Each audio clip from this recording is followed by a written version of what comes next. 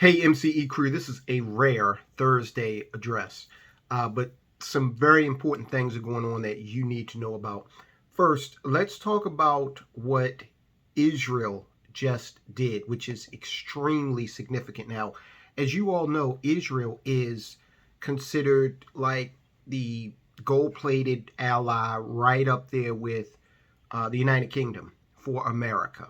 Okay, you always hear the rhetoric about the only democracy in the Middle East, the no better friend, all of that.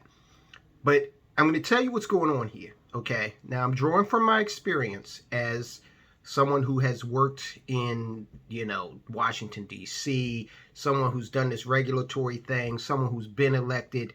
This is political. And Israel is basically saying, and they kind of come out and just blatantly say it, we're not going to allow the United States to make our decisions for us. We want some degree of autonomy. Now, whether that is for, you agree with their policy or not, this is what they're saying. Now, it's common knowledge that for since the creation of the Israeli state there in the Middle East, they have been directed to show a lot of restraint when it comes to their neighbors and military conflict. But with the rise of Iran's nuclear capability, America is bending over backwards to negotiate with Iran, even going so far as to use, of all countries, Russia as an intermediary, while we're basically in a proxy war with them. For whatever reason, we want this nuclear deal with them. Okay. And now, as for me, if my neighbor, if every time I saw him, he said death to Tyrone, I probably wouldn't assist him in getting weapons. But that's just me. So Israel is looking at this and saying, we probably need to send some signals here and kind of take back some autonomy for ourselves. And this is what they're doing. The Bank of Israel, which is the, of course, central bank of the state of Israel, has come out and said that they're adding the Chinese yuan, China's currency, to their holdings, to their reserve holdings. Now, this is a total just sea change in the philosophy of a strong Western ally. Let's delve in. Israel adds China's yuan for the first time ever while cutting its dollar holdings in the biggest currency reshuffle in a decade.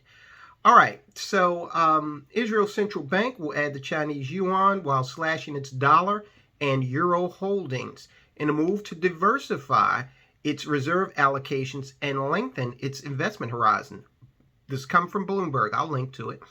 Quote, we need to look at the need to earn a return on the reserves that will cover the cost of the liability, unquote. That's coming from Deputy Governor of the Bank of Israel, Andrew Abir. And if you examine what he's saying, let's just go over it again, slowly for those from Walbrook Junction in West Baltimore. We need to look at the need to earn a return on the reserves that will cover the cost of the liability. So if they are reducing shares of the dollar and the euro, and they're making this statement, it clearly broadcasts that they're not as confident in the dollar or the euro being able to cover the cost of the liability of holding the currency. And one of the reasons for that is because we've just went mad printing it. And Biden's been signing trillion-dollar bills left and right and then proposing trillions of dollars of nonsense, okay? So we've got the one hand where these countries want to be as autonomous as possible in their policy, not controlled by the United States. And on the other hand, we have a loss of confidence in the greenback, in the dollar. In addition to the yuan, the bank will also add the Canadian and Australian dollars. signaling a shift in the bank's, quote, whole investment guidelines and philosophy, unquote, Abir said. Previously, the bank only held US dollars, euros, and the British pound. Okay, that was it. But now wait until you see this. Israel's reserves stockpile will surpass 200 billion for the first time. So that's significant because as they're growing, they're saying, you know what? We don't want to grow in just euros, pounds, and dollars. We want to branch out a little for the reasons that I stated previously, and also for just diversification purposes. All right. So what we're seeing is another chink in the armor of the dollar. What we're seeing is what I have been forecasting now for a long, long time, and that is the dollar losing its hegemony. All right. And by the early 2030s, more between now and then, more of these incidents will occur, and it will erode. Between now and then, it will seriously erode the amount of transactions that are prosecuted in dollars and the amount of holdings denominated in dollars in this world. Moving forward, the yuan will take up 2% of the bank's reserves. Now, a lot of people are out there, 2%, that's nothing. That 2% is 100% more than they had in yuan, okay? And both the Canadian and Australian currencies will have 3.5% each, according to the bank's annual report. The new addition means the euro share will fall. Now, the euro share is going to fall from 30% to 20%. And that's not a 10% decrease. That's a 33.3% decrease. Okay, so they're really slashing holdings of the euro.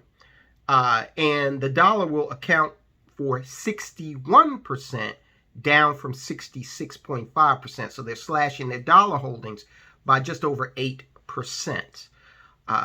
According to the International Monetary Fund, another one of those non-governmental organizations that we talk about from time to time, the dollar's share of total global currency reserves has fallen to its lowest point in over 2 decades, sparking speculation over the rise of China's yuan. Now, yes, the yuan will rise. Will it become the world's reserve currency? I don't think so. In fact, there have been times in the life of our society, our economic society, where we really haven't had a dominant reserve currency. So I believe we're going back to, or we're going into an era of regional currencies. Okay, if you're over here, you spend that. If this one's down, you spend that one. And we as Americans are going to have to get used to that. We've done video after video on the ramifications of the loss of dollar supremacy. We'll link to a few.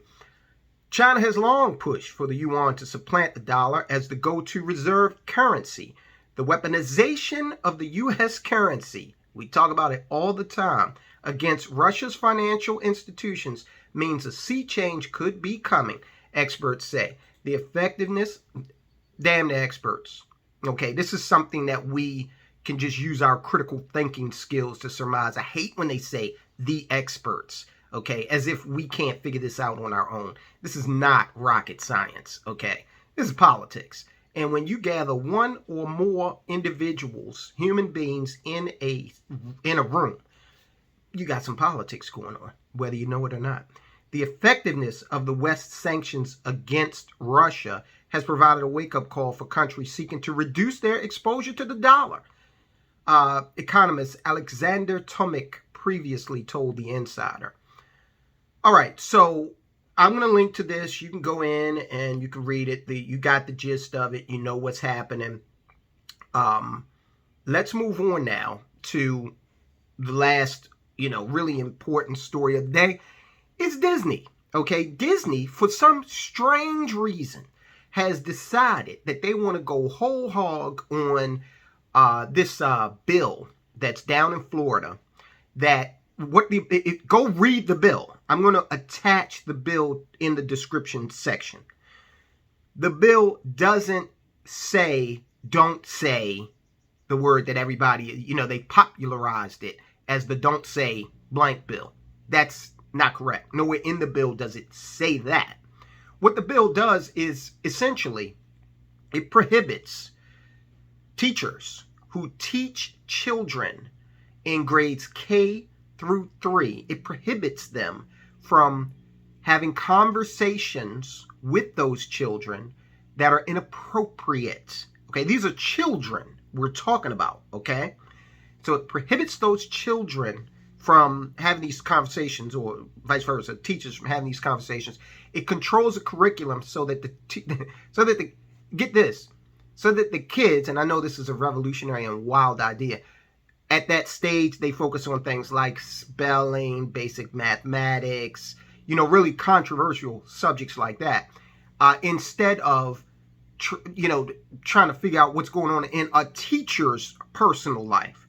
Okay, I knew absolutely nothing about any of my teachers' personal lives beyond maybe, oh, that's her husband because he came to pick her up after work. Okay, nothing. Okay, in my entire school career, I only knew I had some knowledge of the personal life of a college professor, but it was like, oh, he's married to her. This individual was very instrumental in being a mentor to me and would share experiences that he had to try to help me, grow and learn about the world that I was, trying to be competitive in. But my entire educational career, there was nothing where I knew the intimate details of an instructor's life. Okay. And so what Disney has done is they have, for some insane reason, they have come out and said that they're in support of this bill and, they're not going to stand for, and totally mischaracterizing the bill the whole way, relying on idiotic employees who haven't read the actual legislation. Okay. And this multi-billion-dollar company has allowed these idiots to hijack their policy and move them away from selling entertainment to becoming some sort of political advocates, all right? Activist advocates. So Disney is a company where we don't need anything they produce, okay? There are alternatives to what Disney produces. I don't need to see another superhero movie ever again in my life. I mean, God, it's been like over 20 years with these superhero movies. And I was the biggest comic book fan. And I'm like, done. I'm like, okay, I get it. But Disney, a company that doesn't produce anything you absolutely need, has decided to go on this track. And so what has happened, because Disney has become very aggressive, and so they want to play politics, play politics. DeSantis versus Disney. What happens if legislature eliminates the Reedy Creek Improvement District? Now, Disney has a lot of, largesse that has been just showered upon them by Florida because they are a big company. Okay, they do employ a lot of Floridians. They bring people into the state. People who, put money into the state. So what they got was this dispensation. The Florida Senate passed a bill Wednesday that would address independent special districts. This is the dispensation that Disney has. It's called the Reedy Creek Improvement District. It effectively allows Walt Disney to govern itself. So somewhere along the line, because they, govern this little county, they thought that they could govern the whole damn state. The Senate approved the measure, and they're talking about getting rid of this dispensation. The Senate approved the measure in a 23-16 vote, with Jeff Brandeis of St. Petersburg as the sole Republican to join Democrat opposition. Similar legislation, HB 3C, was set for a third reading in the Florida House. We'll see what they do. Republican Governor Ron DeSantis and some legislators have sought to quickly eliminate independent special districts, claiming that it gives, quote, special privileges, unquote, and it does. In a law, too powerful, in the law, rather, to powerful companies or entities. Disney was targeted following its response over the Parental Rights in Education Bill, HB 1557, which opponents have coined the Don't Say bill. The bill is called the Parental Rights in Education Bill.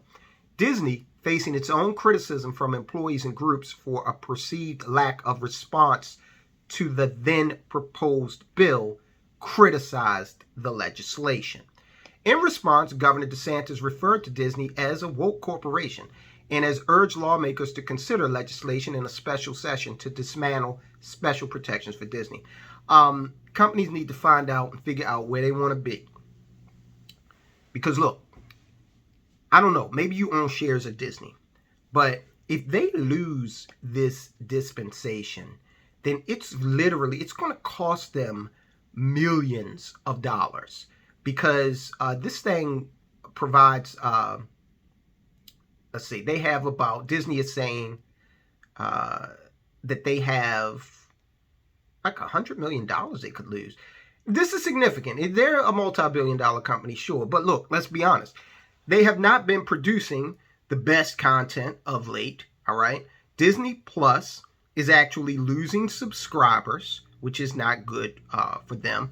It seems like all they've got coming out that might be, worth watching is the superhero movies. Some people are still on that, but that's going to wane soon. And look, there's much more content out there. Disney, I'm going to date myself here, but I'm old enough to remember when Disney, they used to have the thing come on. It was either Saturday or Sunday night. It was like a movie of the week, Herbie the Love Bug or something like that, where the family, we literally used to sit down and watch the movie, okay?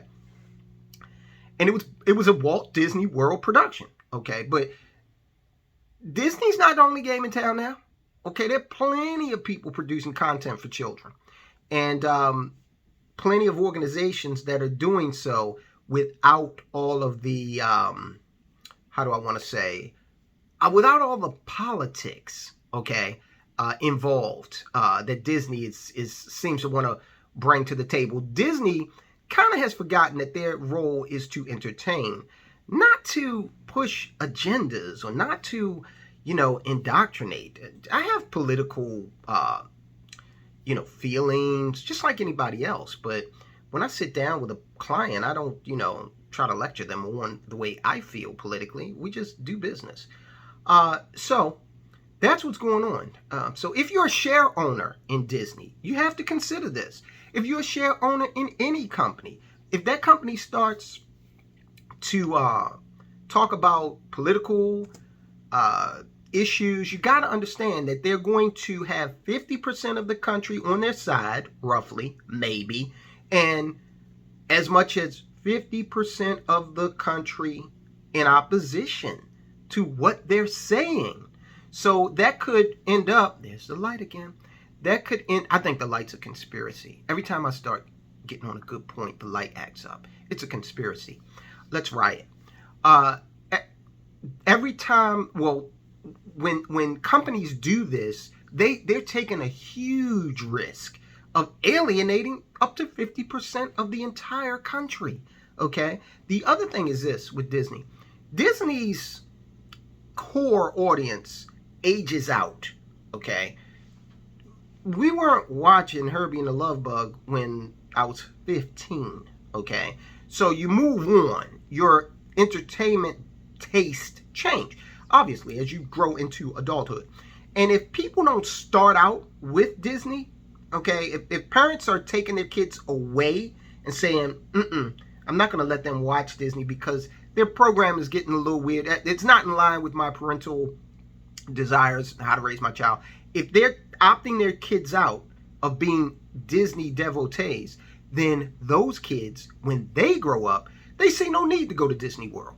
They see no need to consume Disney's, merchandise.